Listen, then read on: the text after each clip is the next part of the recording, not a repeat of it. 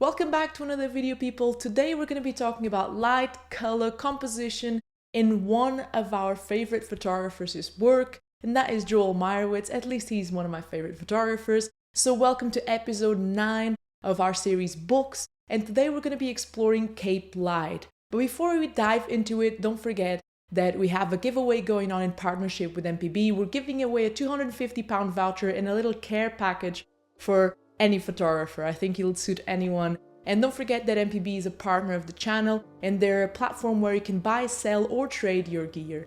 Now, grab a drink, make yourself comfortable, and let's go straight to another video.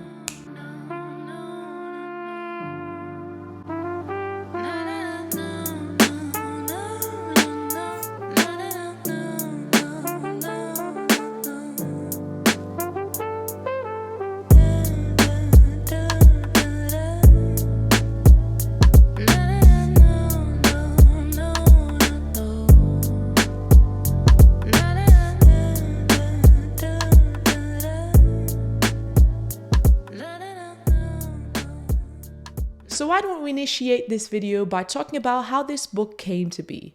From what I could gather and from watching interviews with Joel Meyerowitz, he used to spend his summers in Cape Cod with his family. And during the summers of 1976 and 1977, he decided to take a different turn in his work as a photographer and start capturing Cape Cod with a large format camera. And at the time, in the 1970s, Joel Meyerowitz was already known for his street photography work both in color and black and white. And he describes as he began working with the light and available landscape of Cape Cod that I was seeing light and time and space in a very different way than when I was walking on Fifth Avenue. The street is all about immediacy and you have to have a sixth sense that something is capable of happening. With the large format camera, it's much closer to a meditative way of working. And he describes here what to me is one of the biggest qualities of this book, besides the visuals of course, and that is pace and also the tone of this book, which to me is very contemplative. It's like you were suspended in time almost, and kind of trapped, well, I suppose in a good way though, in between this nostalgia and quietude of summer days.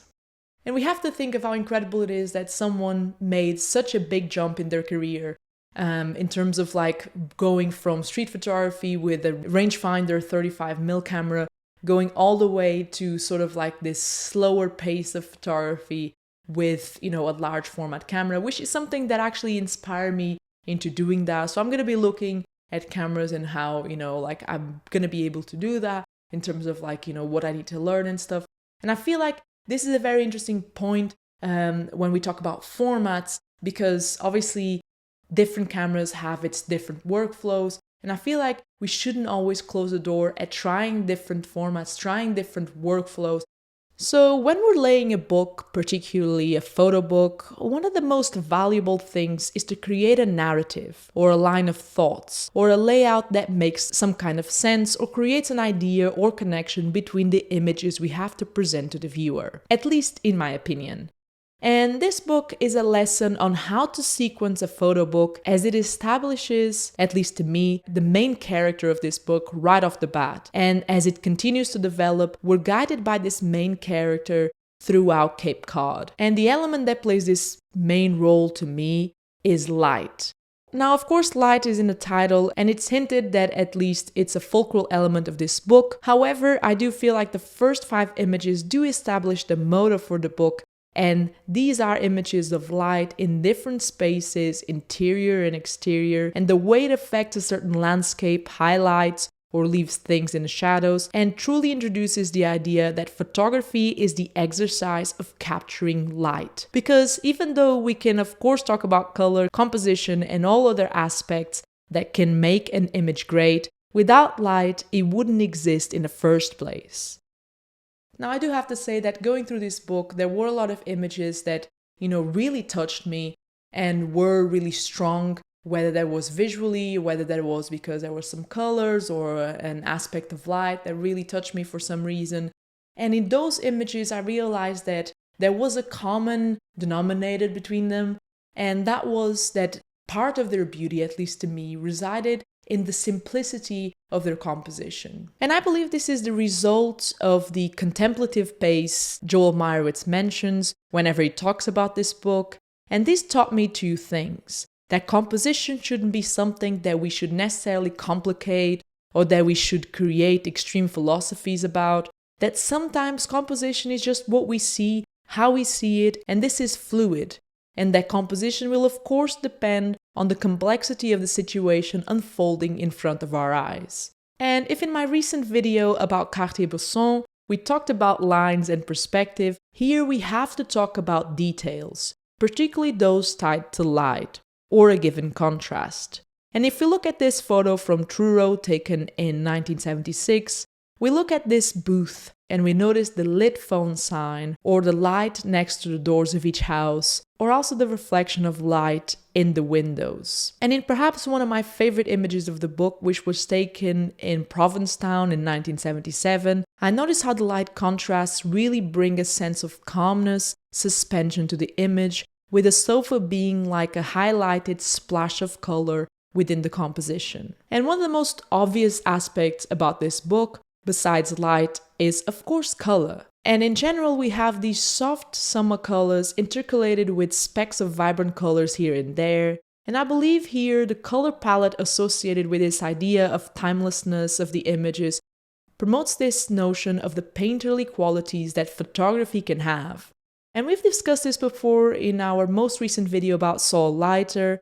And in that video, I asked what happens when a photo becomes more than just a simple document of something. And to me, that's what happens when photography starts to borderline art. And to me, there's this capacity that photography has of emulating other art forms, the closest being painting in this case. And certain photographers have illustrated this, and I believe Cape Light by Joel Meyerowitz is one of the few examples I've seen of this. But I'm sure there's many more out there that I will be discovering over time. But anyways, guys, you let me know down below what you think about this idea of the painterly qualities of the image. Can photography emulate this? If you haven't catch up with the Soul Lighter video, you can catch up at some point.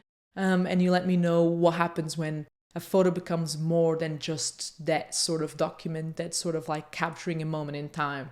And I think this is really interesting to explore. But before we end this video, I also wanted to leave you with kind of like a thought taken from a quote by Joel Meyerowitz. I had been convinced that I was only and would always be a straight photographer, and that life in the urban environment was everything that was necessary to me to look at and think about.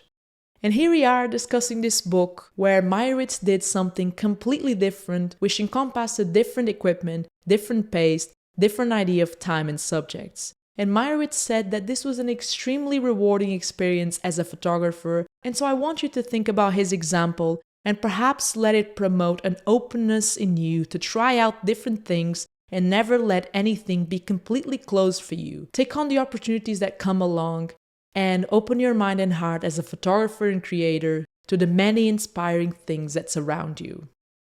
And so I feel like this is the perfect note to end this video with, and I want to thank you so much for watching and supporting the channel. If you want to find my work and you're interested in, going through it or picking up a print from the shop, links will be down below. I will be updating the shop real soon. But before I go, I also want to say, don't forget to turn your post notifications on and, give a like to the videos, of course, which is very important. But I say turn the post notifications on because a lot of you guys come to me and ask me, when have you done a video about this person? Can you do a video about this? And sometimes I've done a video about that already.